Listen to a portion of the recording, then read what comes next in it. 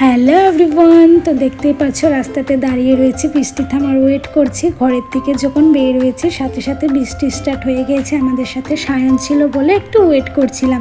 তো ওয়েট করে আমরা ফুড প্লাজাতে এসে পড়েছি। আর আজকে হলো বৌদির বার্থডে ছিল, তাই একটু সেলিব্রেট করার জন্য আসলাম আমি, দিদি, বৌদি, সায়ন মিলে। তো আমাদের একটা ছোট্ট মোট্ট সেলিব্রেশন হয়ে গিয়েছে। আর কেকটা দেখতে পাচ্ছ কতটা কিউট দিদি এনেছে। আর আমাদের সায়ন কেমন করছে কেকটা ধরার জন্য, আর খাবেও না, খেতেও দেবে না। তো এখানে বৌদিকে একটু কেক খাইয়ে দিলাম, আমাকেও খাইয়ে দিল। আর আমাদের কিউটের ডিব্বাটাকে দেখতে পারছো কতটা হাসছে। আর আমাদের সেলিব্রেশন তো ভালোই হলো। তো এখানে আমরা বসে বসে ওয়েট করছি খাবারের জন্য। খিদেও লেগে গিয়েছে প্রচুর। তো ডিনারে কি খেলাম দেখতেই পারছো।